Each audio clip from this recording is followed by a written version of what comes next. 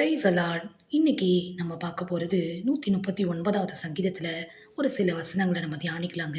பாருங்க, இந்த உலகத்துல இருக்கிற எத்தனையோ உறவுகள், நம்மளுடைய சுற்றி இருக்கிற நண்பர்கள் யாருமே நம்மள அறிந்திருக்கிறாங்களோ இல்லையோ, கர்த்தர் நம்மை எல்லாவற்றிலும் அறிந்திருக்கிறார். அதுதாங்க இந்த சங்கீதம் உணர்த்துது. முதல் வசனம் சொல்லுது, "கர்த்தாவே, நீர் என்னை ஆராய்ந்து அறிந்திருக்கிறீர்." 139ஆம் சங்கீதம் 1ஆம் வசனத்துல, "கர்த்தாவே, நீர் என்னை ஆராய்ந்து அறிந்திருக்கிறீர். என் உட்காருதலையும் என் எழுந்திருக்குதலையும் நீர் அறிந்திருக்கிறீர். என் நினைவுகளை தூரத்திலிருந்து அறிகிறீர்." எல்லாவற்றையும் அறிந்த தேவன் நம்முடைய தேவன்ங்க. சில பேர் வந்து நம்மளுடைய முகத்த மட்டும் தான் பார்ப்பாங்க. நம்ம உள்ளத்த ஆராய்ந்து அறிகிற தேவன் நம்ம ஏசப்பா மட்டும்தாங்க. ஆமாங்க, நம்ம உள்ளத்துல இருக்கிற கவலையா இருக்கட்டும், பாரமா இருக்கட்டும், எப்பேர்ப்பட்ட காரியமா இருந்தாலும் உள்ளத்துக்குள்ள போய் எல்லாவற்றையும் அறிகிறதுக்கு நம்ம ஆண்டவரால மட்டும்தாங்க முடியும். மனுஷன் முகத்தை பார்க்கிறான், அவர் இருதயத்தை ஆராய்ந்து அறிகிறவர். ஆமாங்க, இன்னைக்கு இந்த வசனம் சொல்லுது 3வது வசனத்துல, "நான் நடந்தாலும் படுத்திருந்தாலும் என்னை சூழ்ந்திருக்கிறீர். என் வழிகள் எல்லாம் உமக்கு தெரியும்." நான் எங்கெல்லாம் போறேன், எங்கெல்லாம் இருக்கிறேன், என்னெல்லாம் செய்றேன்றத யார் அறிந்திருக்கிறாவா? ஆண்டவர் அறிந்திருக்கிறார். ஆமாங்க, யார் நம்மளை அறிந்திருக்கிறாங்களோ இல்லையோ, நம்ம வழிகள் யாருக்கு தெரியுமோ தெரியாதோ, நம்ம மேல மனுஷங்களுக்கு நம்பிக்கை இருக்குதோ இல்லையோ, கர்த்தர் நம்ம மேல நெறைய நம்பிக்கை வச்சிருக்காருங்க. என் பிள்ளை எனக்காக இதெல்லாம் செய்யும், எனக்காக இதெல்லாம் பண்ணும்னு சொல்லி நெறைய நம்பிக்கைய கர்த்தராகிய இயேசு கிறிஸ்து நம்ம மேல வச்சிருக்கிறார்.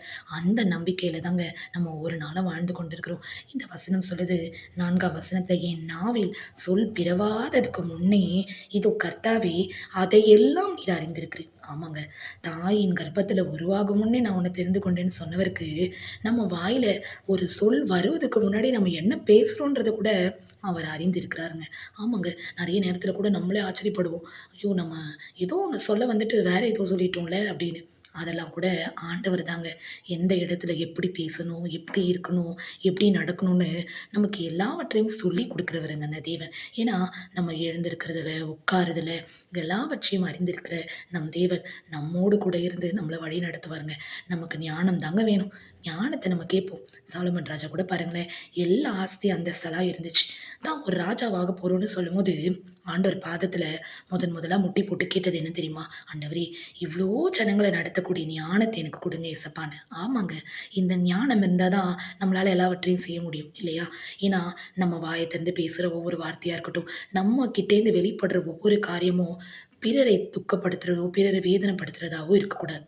அது கர்த்தருக்கு பிரியமாகவும் இருக்கணும், மனுஷனுக்கு பிரியமாகவும் நம்ம வாழணும். ஆமாங்க, ஏன்னா நாம யாருடைய பிள்ளைங்க? கர்த்தருடைய பிள்ளைங்க. நம்ம எதுல சாட்சியை காட்ட முடியும்? அவருடைய பிள்ளைங்கன்றத நம்ம கிட்டேருந்து வெளிப்படுகிற குணாதிசயங்கள் மூலமா தாங்க இதெல்லாம் காட்ட முடியும். அதனால நம்ம யாரையும் வெறுக்கக்கூடாது, யாரையும் உதாசீனப்படுத்தக்கூடாது.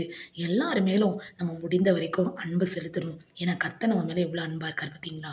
நம்ம எழுந்திருக்கிறதுல, உட்காருதல எல்லாமே நம்ம நாவல சொல் பிறவாததுக்கு முன்னாடியே நம்ம என்ன பேசணும்ன்றத கூட அவர் அறிஞ்சிருக்கிறார்.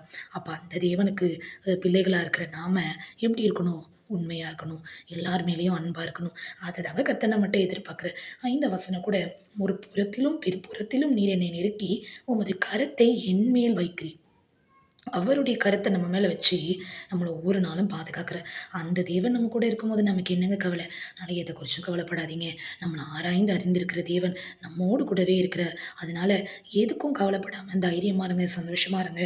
கர்த்தர் உங்களுக்கு கடைசியா அந்த 6ஆம் வசனத்த படிச்சு நம்ம முடிப்போம். இந்த அறிவு எனக்கு மிகுந்த ஆச்சரியமும், எனக்கு எட்டாத உயரமுமா இருக்கு. ஆமாங்க. அவர ஆராய்ந்து முடிய யாராலயும் முடியாது. அவருடைய அறிவு அது எட்டாத உயரத்த போல இருக்கு. அதுபோல தாங்க அவர் நம்ம வாழ்க்கையில செய்யப்போற நன்மைகளும் அப்படிதாங்க இருக்க போது. ரொம்ப உயரத்துல நம்மள கொண்டு போய் நிறுத்துவார். நிச்சயம் உங்கள வழி நடத்துவார். உங்க தேவைகள சந்திப்பார். உங்களோடு இருந்து உங்களுக்கு எல்லா ஆலோசனைகளையும் தருவார். கர்த்தர் தாமே உங்களை ஆசீர்வதிப்பாராக. God bless you all.